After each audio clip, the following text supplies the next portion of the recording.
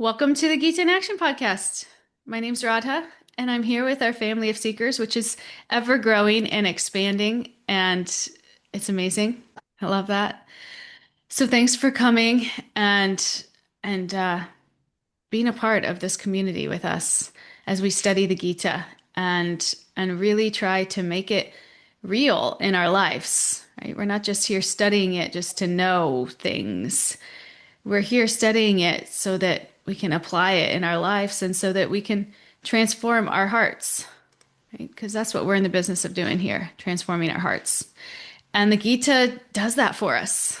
And being here all together and sharing this together really is like turbo to that. So thank you all. And I think today we're going to try to finish the 30th chapter. It has 30 verses, the seventh chapter.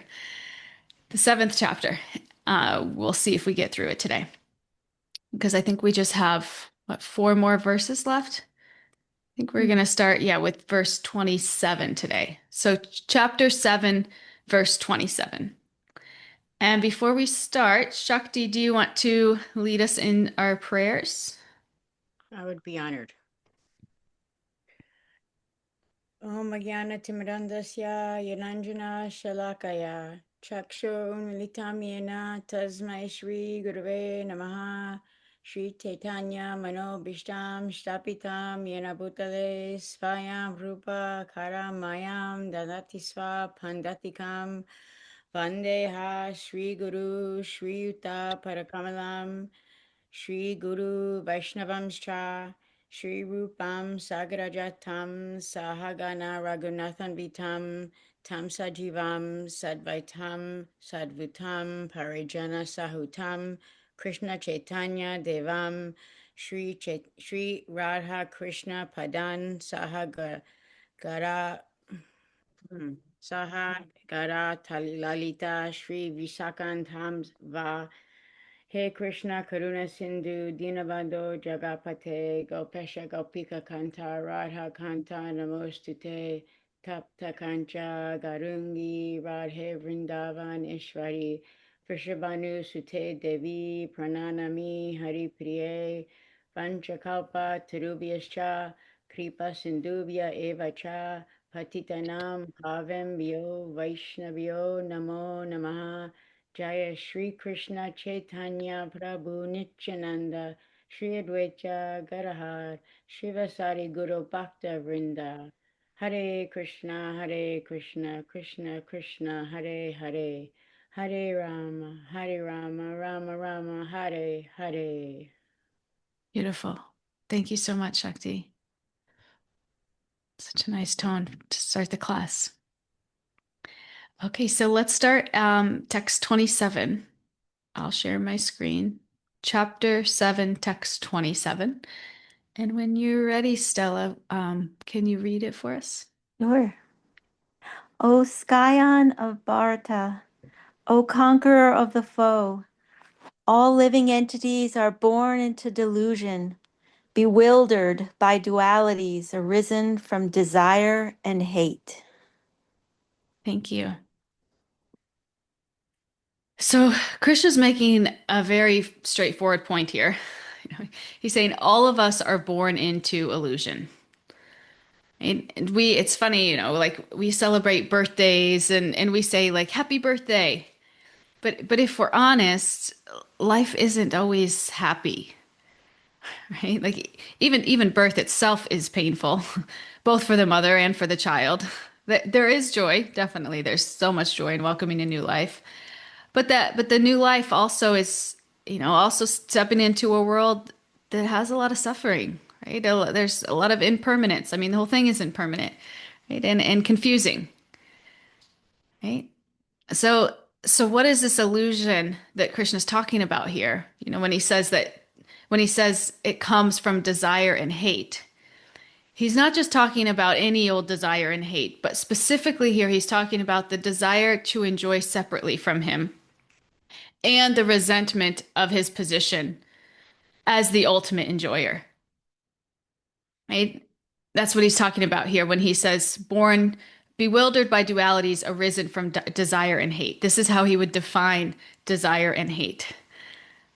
right? And if we think about it, as we go around life, we label everything as good or bad according to like how it affects us, right? As if we're like the center of reality, right? According to our preferences, right? If we don't like it, if it doesn't feel good, we call it bad, right? If they're out of dessert at dinner, right? That's bad, right?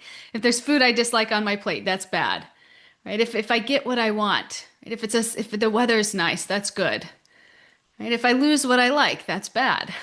This is like our material experience, right? This just back and forth. Even as we go throughout our days, we probably don't even realize, how much our whole day is just rooted in the experience of good versus bad, right? Just in our likes versus our dislikes. And if we even think about it, like we think about yesterday for us, we can probably think of some things that were, oh yeah, that was good, and some things that were, oh, that was bad. Right?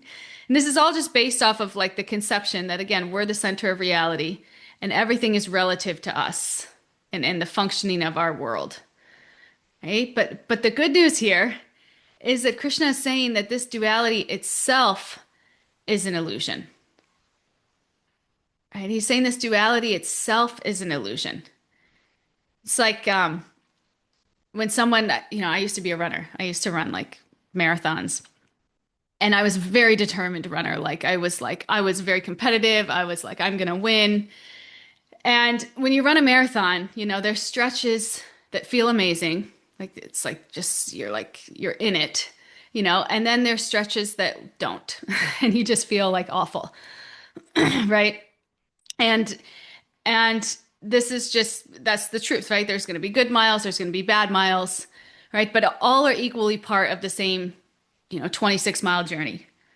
And if you get caught up in thinking, that the goal is only to feel good when running, then you're never going to finish, right? Because a marathon is not like that. Like a lot of it sucks, right? And so the real goal is not how mile 12 feels or how mile 18 feels. It's just to cross the finish line.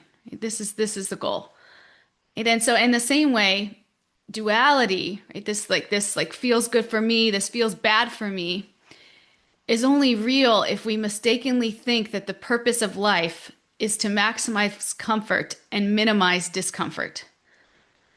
Right? But if we can get our heads on straight here and understand that the real goal of life is to realize our eternal identity and to return to Krishna, right? Then both good and bad experiences can be seen as simply just a part of that journey that's carrying us forwards, right? It's like the ultimate zoom out. Like a seasoned marathon runner, it doesn't obsess over every high and every low. Right? They see them just as like temporary states on the way to the finish line.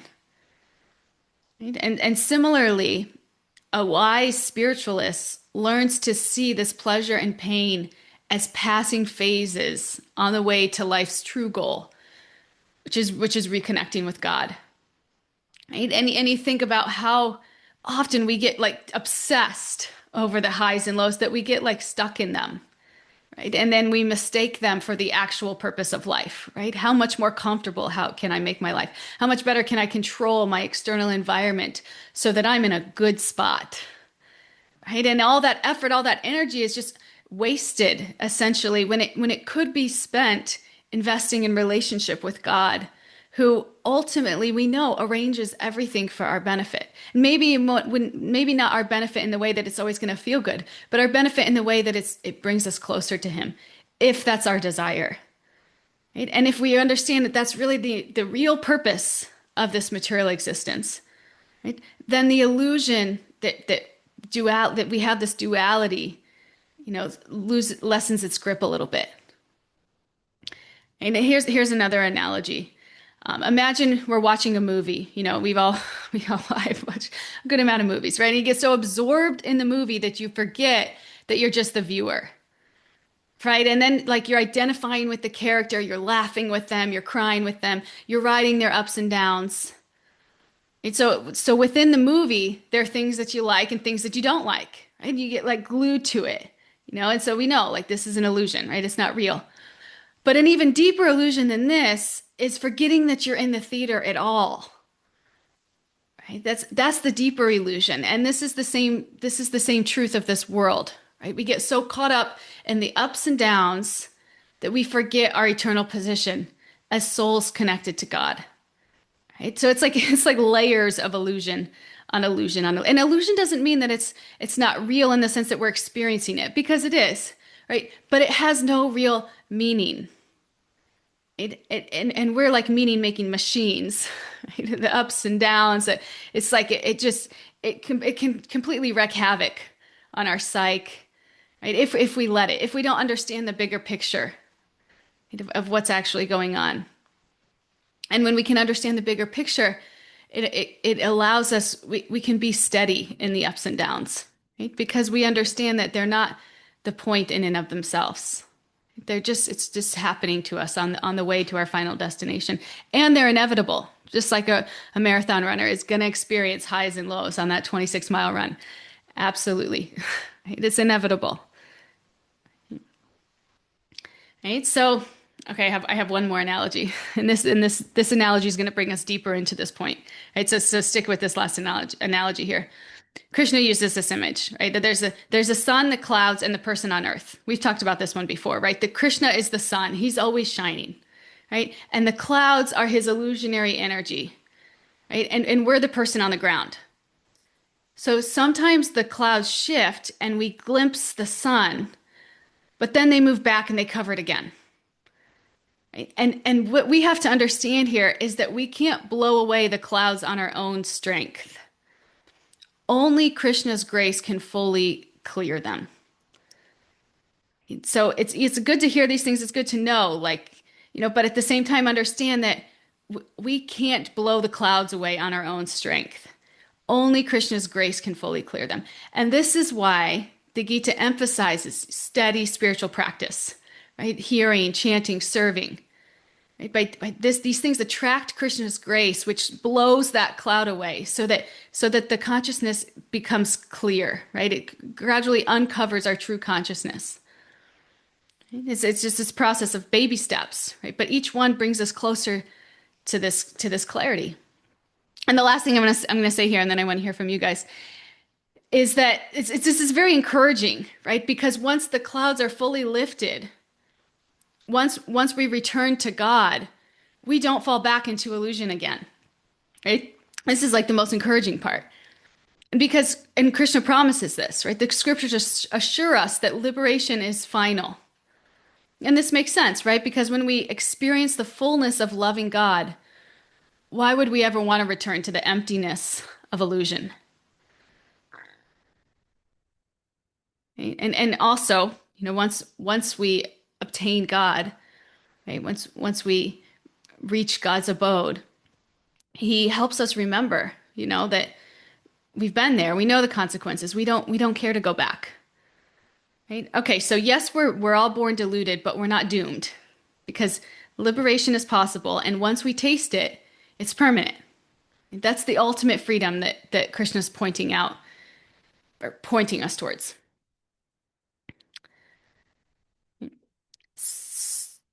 So what do you guys think? How are you guys relating and connecting with this verse? First of all, when we talked about the ups and downs of life, the duality, as we go around life and we label everything as good or bad. Are you guys connecting with that? Can you guys think of things in your day that it's like very obviously this is bad, this is good, right? And what would it look like to go about your day as in more of like an observer chair and just almost like curious, like, that's causing me a little bit of discomfort. I wonder what that's about, right? Without like wishing it away or letting it make you angry or frustrated, right? Just more like an observer, understanding that it's all just part of the journey, and Krishna's even the one behind it, reeling you closer to him.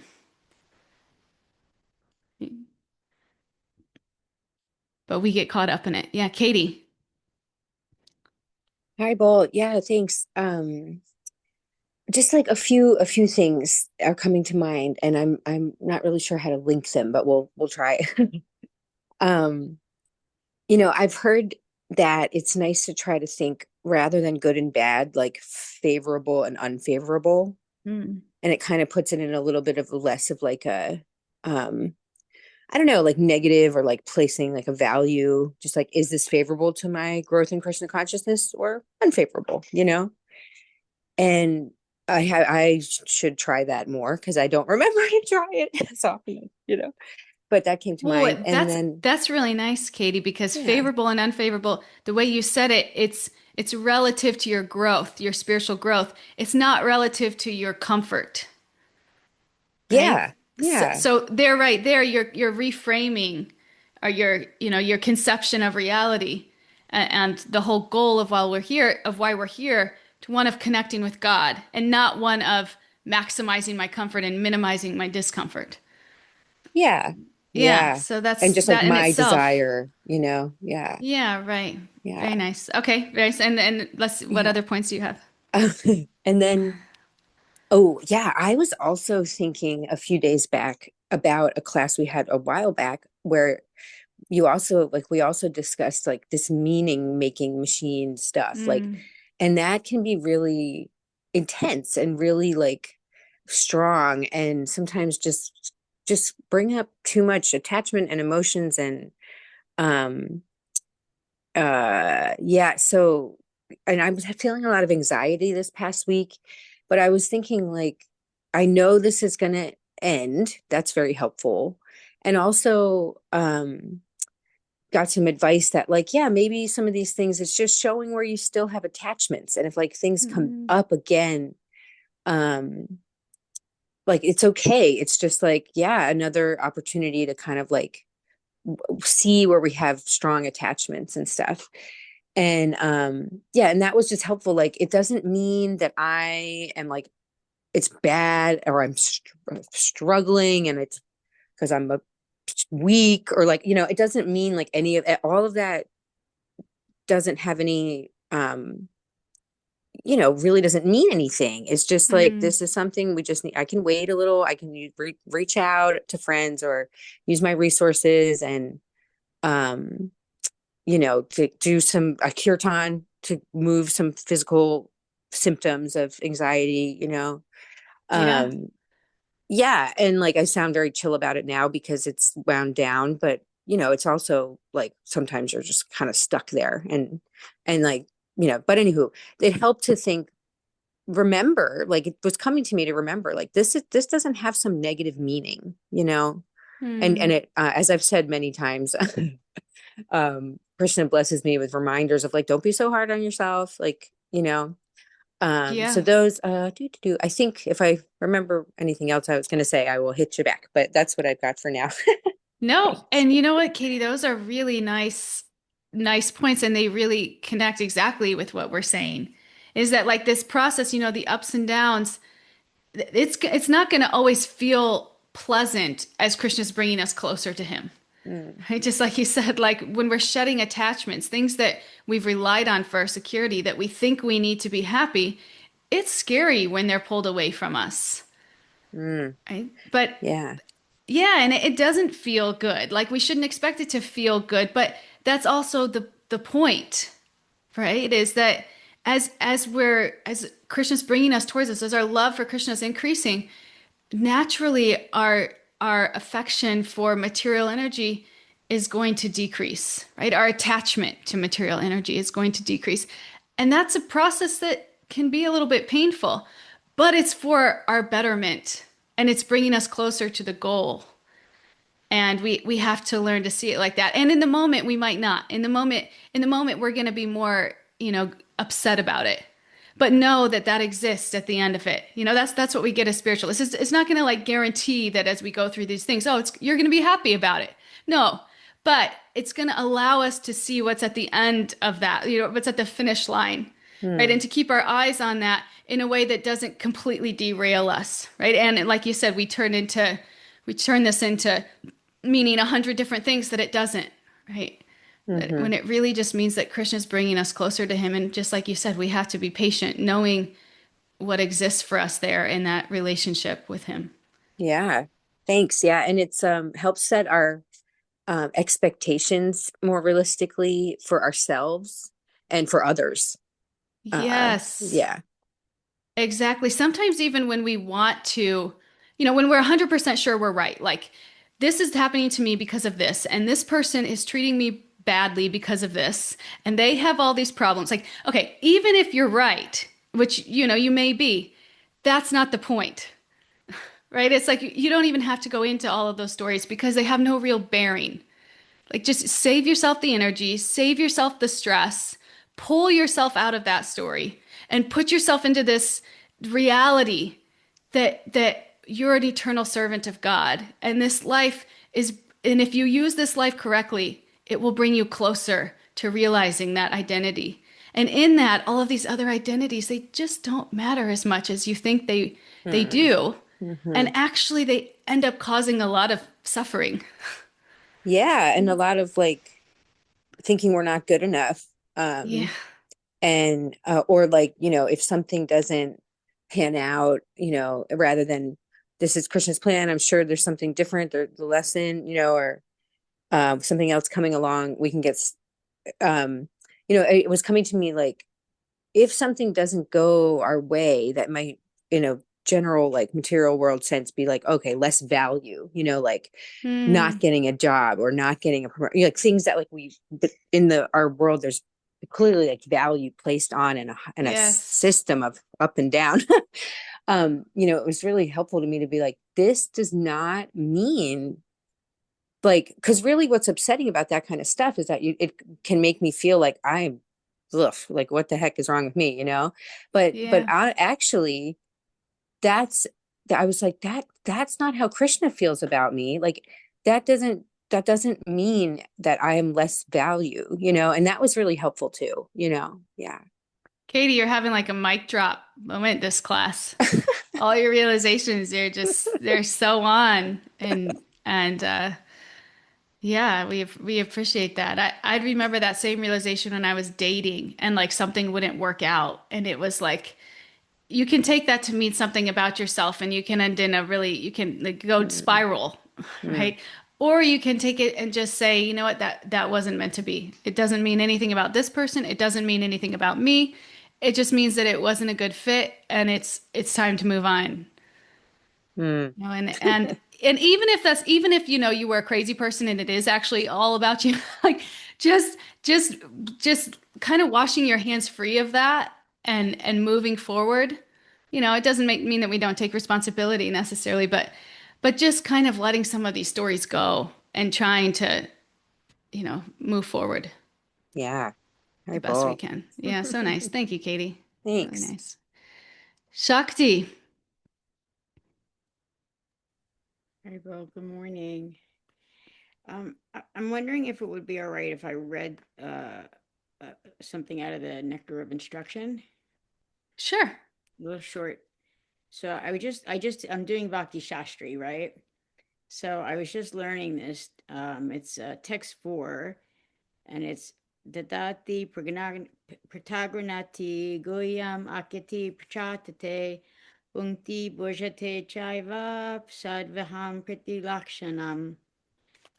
What it means is offering gifts in charity, accepting charitable gifts, revealing one's mind in confidence, inquiring confidentially, accepting prasadam, offering prasadam. These are all the 6 symptoms of how you show love to another devotee. Mm. And instead of, I could have read, there's one that talks about svaranam.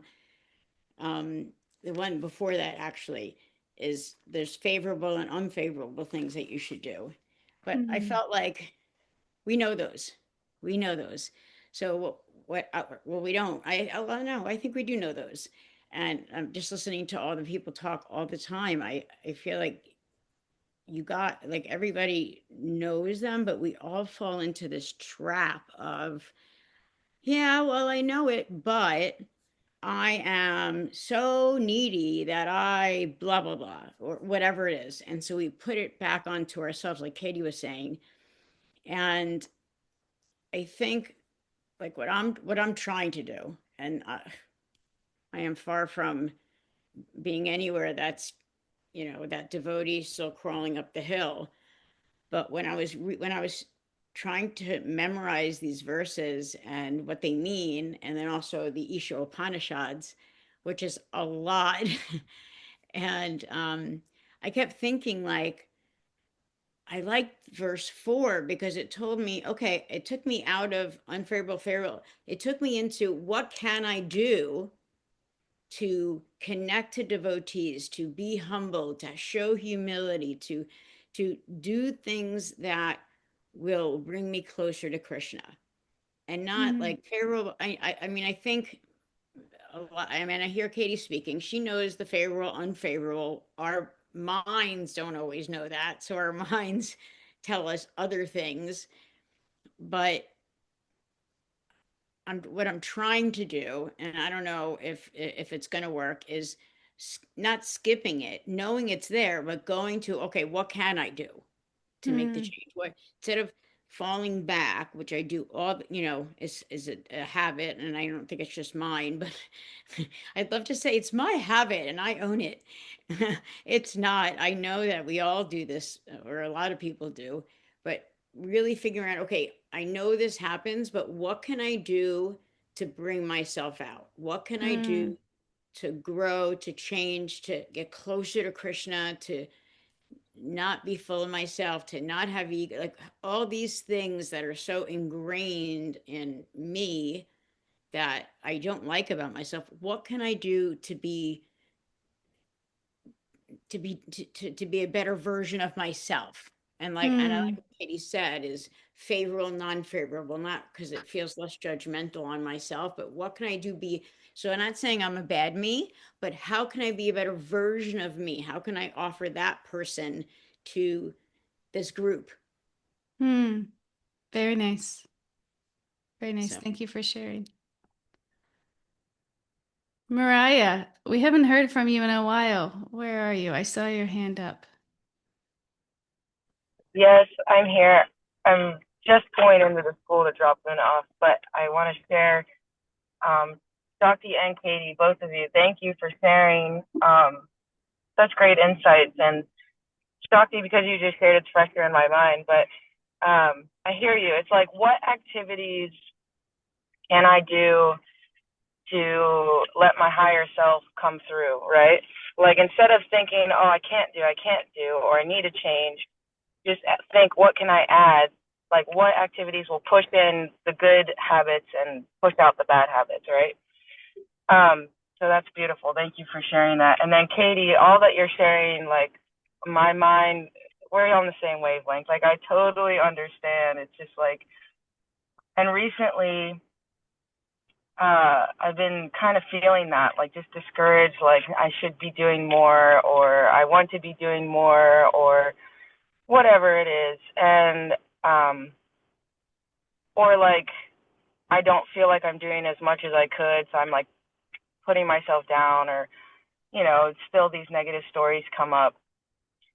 Or yeah, something bad happens and then you feel like you get off track. Like, you're like, "Oh man, this really sucks. Like, I don't like this. It's uncomfortable." But and I keep asking myself the same question, like, how do I stay steady? How do I stay steady when all this happens? Like, I get so thrown off so easily.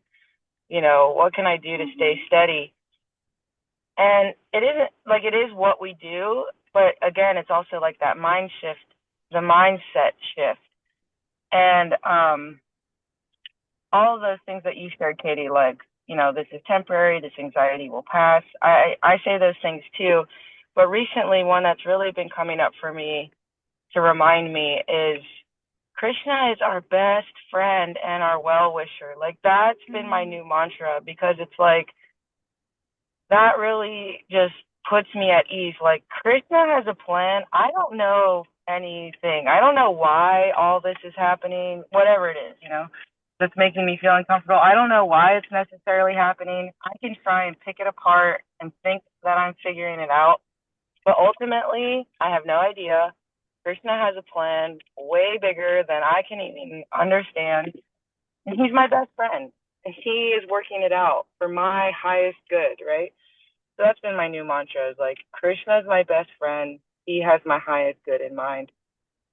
And yeah, I'm really trying to like make that be my thought when I'm going through these struggles. I used to say, oh, thank Krishna for everything. And hold on one second. Hi, Lou. I love you. Have a good day. Hi, Lou. And bye, Luna. Bye. Um, so yeah, I don't know, that one seems to be my new mantra that I'm needing lately. And so I just wanted to share that. Krishna is our best friend, my best friend, your best friend, and he's your well wisher. And he has your highest good in mind. So yeah, thank you. That's beautiful. I was hoping the conversation would go there. And yet that's beautiful for us all to remember when we're going through it, because don't expect the ups and downs to always to feel good. Expect the process of pruning, right? Of uncovering who we really are. Expect that to be a little bit painful, right? Because we've been relying on so many other things for so long, right? Taking shelter and money or position or even people. All of these things are temporary at best. Right? And at worst, they're going to let you down. So when the process happens that we're becoming less attached, like Katie said, knowing that Krishna's our best friend, that's so beautiful. Krishna's our best friend. He knows what he's doing, so we just have to trust in that. Yeah, so nice. Thank you. Anybody else want to share anything before we move on?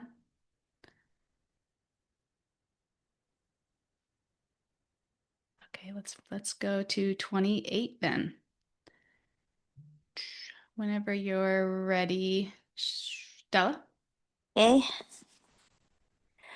Persons who have acted piously in previous lives and in this life, and whose sinful actions are completely eradicated, are freed from the dualities of delusion, and they engage themselves in my service with determination. This is another good one that Yeah. we we can talk around for a bit. Right, okay, so in this verse, Krishna's describing how someone becomes steady and serious in devotional life. So earlier in this chapter, he said that if you know him, you can become liberated. Right? And then after that, he pointed out that not everyone knows him, right? Because the living entity is under illusion. Right? So naturally, the question comes up: how do we get out of illusion? We talked about this. It was like in the last verse, we're talking about how deep we're seeped in this illusion, right? The illusion of duality, the illusion that we're in the movie theater all together, right? That we forget that we're in the movie theater all together, right? So Krishna's giving us the answer here. Okay, are we ready? We can get out of these layers upon layers of illusion by giving up sinful activities and taking up pious activities. Okay, so when we live this way, we clear the fog of illusion and we put ourselves in a position to practice bhakti steadily. Right? Now, that's not to say, it's important to note that devotion can begin anywhere. Like, even if somebody is drunk, if they wander into a kirtan and they start dancing, that's devotional service, right? But the question can come up like, can that person wake up every morning and consistently chant God's names? Right? And the answer is probably not, because their lifestyle keeps pulling them back into unsteady habits. Right? Like that bottle of alcohol is where they're taking shelter of. Right? That's what they're most attached to in this world. Right? And because of that, they're going to identify not as a servant of God, right? Because they're so pulled in that mode of ignorance. Right? So that's why Krishna is explaining that one must become free of these sinful reactions to become firmly situated in bhakti. And this is also why, like in spiritual life, we have regulative principles, things that protect us from actions that drag us down, like limits, so that we can't, so that our car doesn't fall off the road. Limits with sex. You don't want to be just like enjoying sex everywhere all the time, right? We do that in like a partnership, right? And we have that as a regulation. And with drinking alcohol and with gambling, all these things that can just pull us into that mode of ignorance that's hard to get out. Right? So Krishna's saying that when we avoid sin and we live piously, sin again just means like separate from God, right? Things that pull us away from God. Right? And piously means like when we make good choices that are healthy, and helpful for us and others. Right? When we do this, the influence of the lower modes of nature decreases. Right? And as the pull of that ignorance and passion weakens, we naturally become more situated in goodness. We've talked about these modes of nature, right? Ignorance, passion, goodness. We want to get to this place of goodness because it's from goodness that we can rise to transcendence. Goodness is like that platform to transcendence. We're waiting for the transcendence train on this goodness platform. And we can think of it, like trying to light a fire. If the wood is wet, it won't catch, no matter how many matches you use. Right? But if the wood is dry, it ignites quickly. Right? So our hearts are the same way. If they're soaked in the mode of ignorance, right, through bad habits or overindulgence, it's hard for the fire of devotion to take hold. Those things just keep us further attached to material energy. Right? But pious activity, when we act righteously, it helps dry out the heart. And then when touched by the spark of a devotee's mercy, bhakti blazes and burns steadily. Right? It's just like waiting. Right? And that's the deeper secret here too. Piety by itself doesn't destroy sin or give us bhakti, but what it does is make our hearts soft enough to attract the mercy of a devotee. And it's that mercy, nothing else, that has the power to uproot sinful reactions, right? And awaken this unshakable faith in God. And without that mercy, we can't go beyond the illusion, no matter how hard we try on our own. And so if you're attached to, drugs and alcohol and things in lower modes, if you meet a pure devotee, you're not even going to see them unless they have, a cigarette or alcohol, something to offer you that you're interested in, but your heart isn't going to be interested. You're so pulled by that, you're just like blinded to anything else. And so when we kind of rid ourselves of the influences of those modes, our hearts become more receptive to the mercy of a devotee, right? And that's what really pulls us up and out and connects us to God. Right? So the point isn't that bhakti can only start once you're perfect. That's not the point. Right? It can begin in any condition. But for it to be sustained and steady, it needs these two things, right? The ground of goodness, this platform of goodness, and above all, the grace of Krishna's devotees. Right? And with those things, that's when devotional service really flourishes. And most of us have seen this, in our own lives, right? Like when we can the more we get into spiritual life, it's definitely a process, but the more we get in, the more we see that we're like, okay, I want to go to bed early so that I can wake up early, so that I can connect with God in the morning. And then when you connect with God in the morning, it like sets the tone for your whole day. And then you're like making kind of better decisions. You're more walking around in the mode of sattva. You're not so like frantically moving through your day. Right? And then as you do that, it encourages you to make more good choices. Right? Whereas the opposite is also true. Right? You stay up late, you drink, you feel like crap the next day. Right? So you eat a whole pizza or a whole box of pizza. Right? And then you're like, well, I did that. I might as well eat 2 pieces of cake. I did that this weekend, by the way. I ate pizza. I'm like, well, I ate pizza. Might as well eat cake. Right? Like this is how it happens. And then you're just being pulled further into the mode of ignorance. So we have to be mindful of what kind of lives our decisions are creating for us.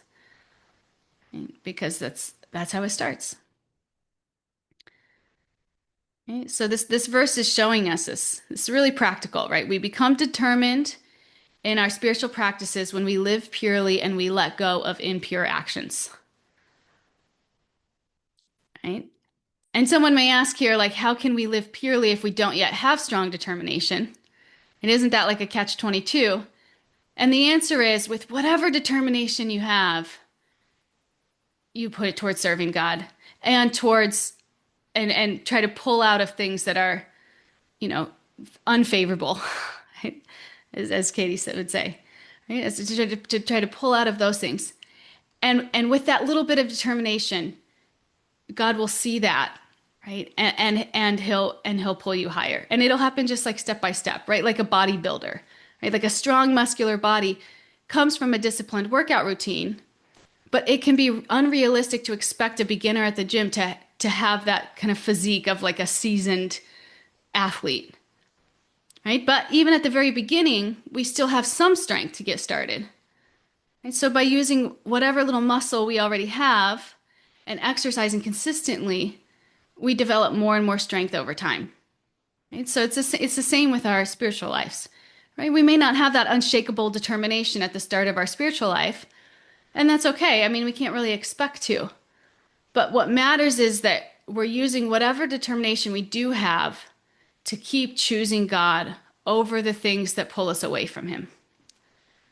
Right? And each time we choose the pure over the impure, we're exercising our spiritual muscle.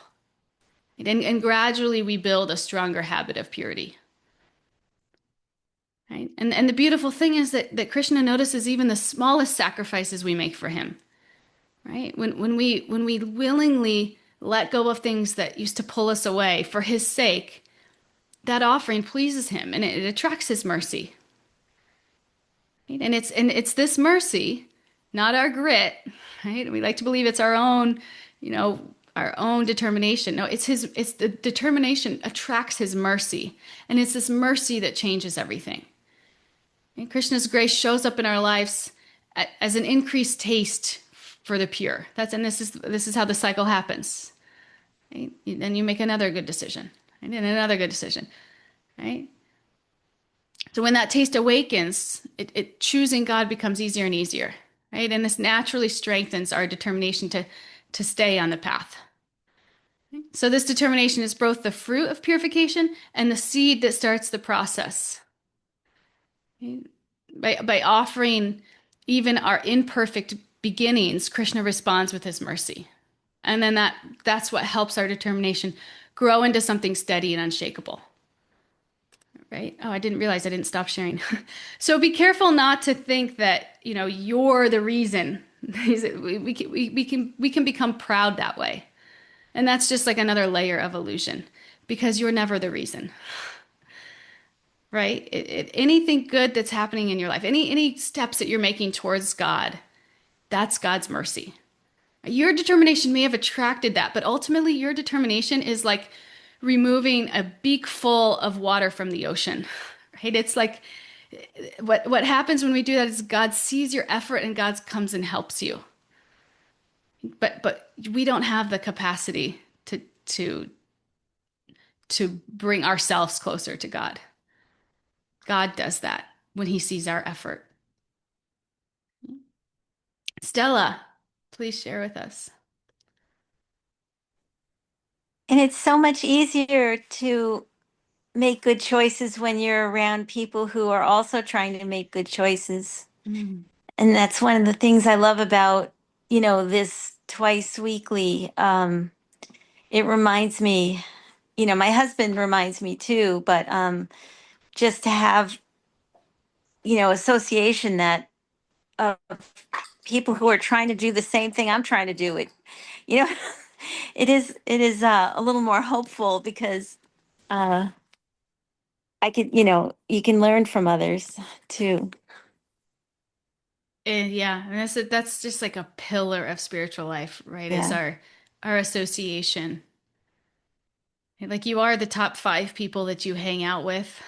It's something like that. It's like association is so powerful. We don't even realize how it's shaping us. Yeah. Yeah. Oh, it's so true. Thank you. Thank you, Stella. Shakti. I'm not going to say much, but um, I just want to. I'm literally jumping on Stella and Mariah like today. Like I think, like I'm thinking, each time I'm here with these seekers. I feel like love and goodness and energy and like I feel hugs. Like I feel it through the screen, And since I've been coming on the regular basis, so I feel Krishna has arranged this for me because I was feeling very lonely, and that association is what Stella was saying, like that association is what has given me that a little bit of a lift to continue, like to okay to go on. And then what Mariah said is I really need to say that every day. Hmm. Like Krishna is what was exactly the words, Mariah? What can you repeat it? Krishna is in charge. Krishna's mercy. Krishna Krishna loves is, me. and he's my Go. best friend and my He's well wisher, my well wisher. and he has my highest good. And you know, his intention is my highest good, or however you want to word that one. He has my highest good in mind, my best friend and my well wisher. There's a verse where it says that somewhere. I've, I'm not making this up. I've heard it from our spiritual teachers within our movement, you know. but And no, yeah, there is a verse. But even if I just say like he's my best friend and my well wisher, like that right there could change my day. But I'm Hmm. gonna let Erin share. I want to let Erin. So nice. Thank you, Shakti. We so much appreciate your heart and sincerity. Aaron. Hare Krishna. Um, I don't think I have like all the words together yet, but I just feel like what you were just saying, Radha, about the pride Mm. that might come with, you know, feeling like you're making progress and like you are making those steps towards God. It just feels to me like maybe the opposite side of the coin of what Katie was talking about and feeling a lack of value and a lack of worth if something, if you're struggling with something or if you're suffering. And that just like, you know, what Katie, what you were sharing, like really hit home for me. And I think my whole 3 plus, you know, whatever years experience with Bhakti, like really struggling with this concept of dualities because yet we're so conditioned to put things as black or white and say what is good or bad. And I just feel like every thing that I learn and relearn and keep relearning over and over again is like just becoming more nuanced and becoming more complex and becoming more um, you know, stepping away from that simple kind of worldview. But just I don't know, I just this like pride versus like lack of value duality is newly in my mind. So just something that I wanted to share, but also that I want to like, you know, think about more. Yeah. Wow, it's so profound. It's the opposite sides of the same coin, right? Is this like this pride mentality and this kind of like self-deprecating. Yeah, and it's all rooted in the ego. Right? It's all rooted in I, right? This illusion that I'm the center and everything revolves around me, right? As our consciousness evolves, we start to get a little bit away from this conception, right? We start to see that wait, we're actually not the center of reality, right? And if we don't see it, life will show us, right? But yeah, it's the root of that mentality, the I mentality, right? The pride, the the woe is me. That's what it is. Yeah, it's all just centered in the Actually, I. and actually saying that you're not worthy is also prideful because who makes that determination? If Yeah. you're making that determination, then it's not God making that determination. And it's so clearly written everywhere that God doesn't think that, you know. So for us to continue either to think that we're the cat's meow or that we're not worth anything is it's still pride. Pride isn't on the other side of self-deprecation. It's part of self. It's part of pride. Like pride and up and down are all pride. So, to see yourself as others see you is sometimes, in therapy they say that, but to see yourself as God sees you is like you can't it's impossible to think you're not worthy. Mm, I mean, you still humble and small compared to God, but how could we not be worthy? He keeps saying we are. He loves us. Like mm, we must be worthy. That's like proof that we're worthy. So to continue in this thing of not thinking we're worthy is really, like, batting God away, kind of mm. like. Anyway, Yeah. No, it's learn to see ourselves and others how God sees us and others, and that is like true liberation. it's work. Uh, It's work. I'm not yeah. saying it's easy, but Right. Because this pride, this woe is me, just like you said, on the surface they may look opposite. One's inflated, one's deflated, but that common denominator is this self-absorption. And yes, that's our material disease, right? yes, Me, me, me. yes, And this is it keeps us stuck in this duality, this oscillating between highs and lows, right? But the truth is both miss this real truth that we're neither the doer nor the enjoyer. We're neither the doer nor the enjoyer. We are eternal servants of God. So when we shift from this I'm the center to God is the center, just like you said, there's no room for pride or self-pity, right? Instead of I'm amazing or I'm awful, the mood becomes I'm His. And whatever I yes, have, strengths, weaknesses, joys, struggles, it's an offering I can bring to His service. yes. Yeah. So nice. Thank you, Stella.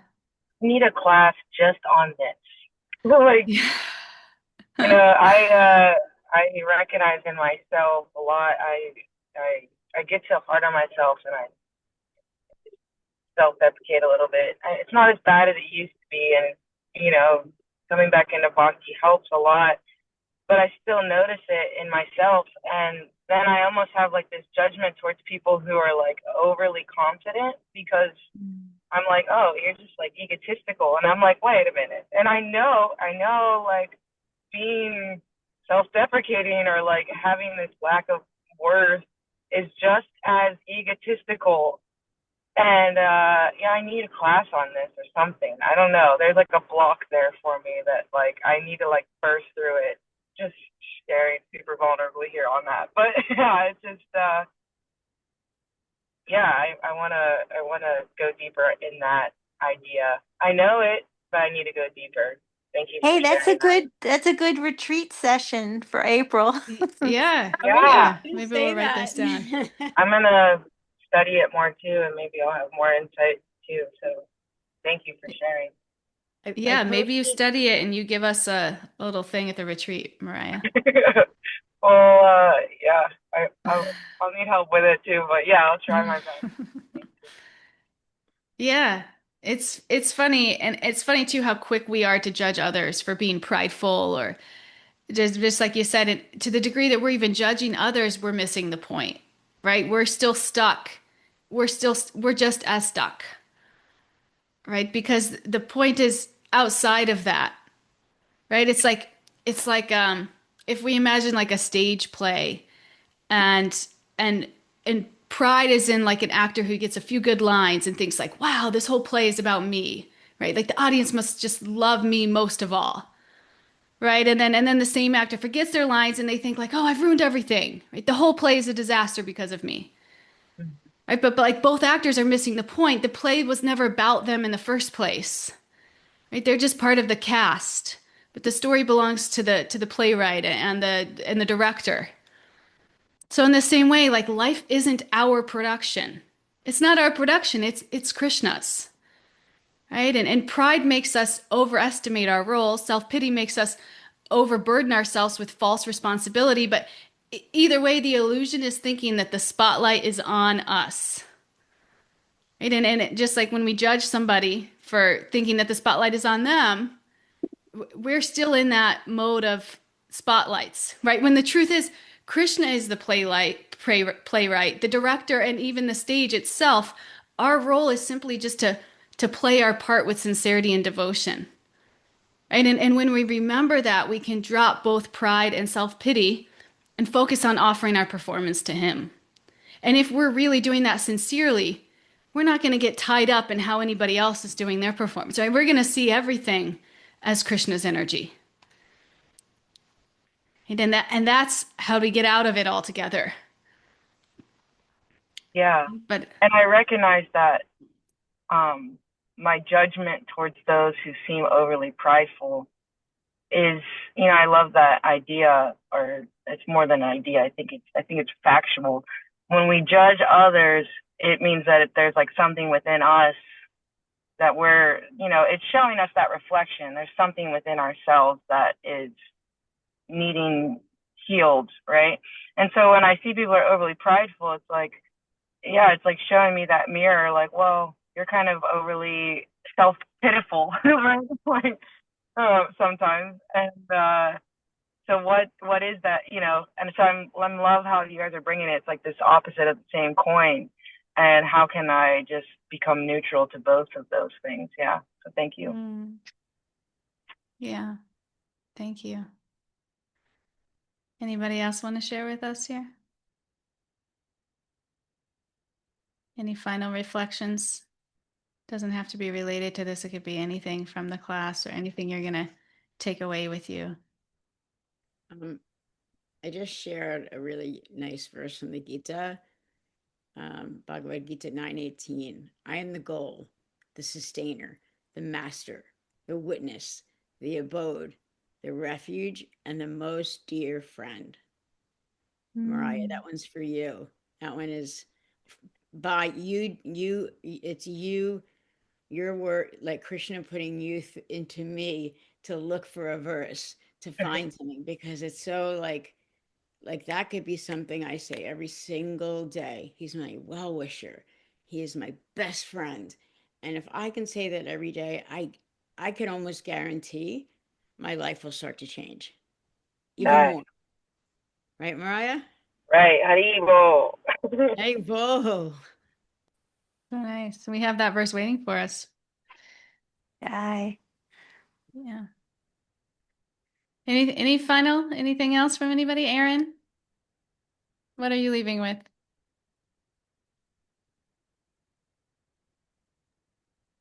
Well, this is so helpful, so enlightening. I I feel like yeah, just like tying it all back to the ego and to like the main point, right? That like we need to get ourselves out of the center. And there's, I don't know who said it, but the saying of like, just like Krishna, use me as you want, like treat me roughly or hold me by your embrace, but like, and That's the last verse in the Shikshashtakam. oh, okay, thank you.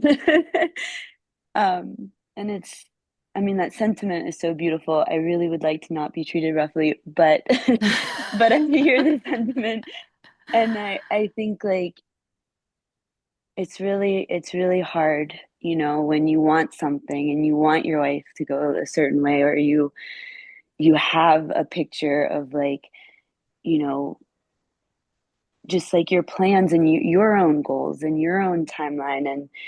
And it's just a really beautiful reminder to really try and change that perspective, that like this is all about Krishna. This isn't all about me. And just try and remember that a little bit more. It sounds easier, to be honest, to live that way. Right? But It would be so apparently much I love better. to control things. So I know. We're the cause of our own demise, right? we really are. It's brutal. What do you think, Meg? You have any final reflections for us? I'm just picking on everybody on camera here. Here we go. I really love this group. And again, it's a little bit different because I don't have the work situation. There's so many situations I don't have. And I came in late.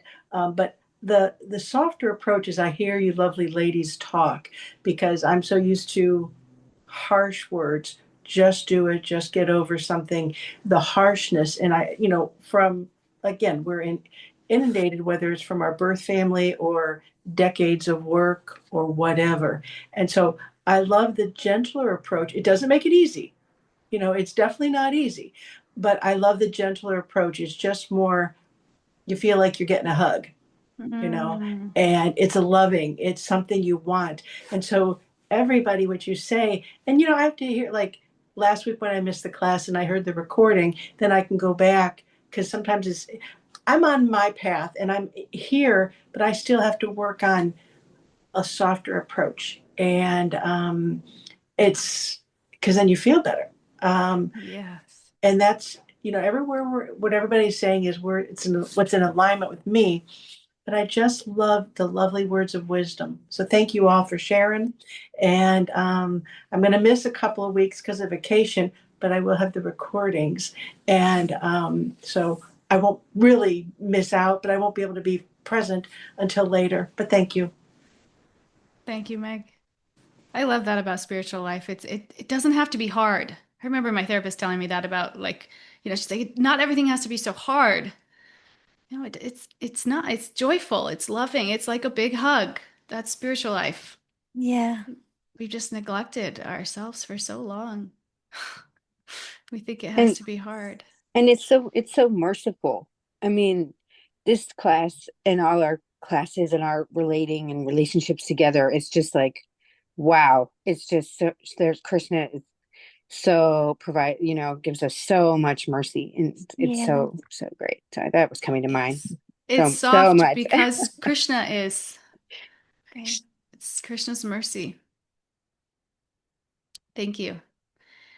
Thank you all. Thank you for all of your profound shares, your profound words, and for being here and doing the work. Because it's hard, but it's soft. Yeah. Thank you. Thank you.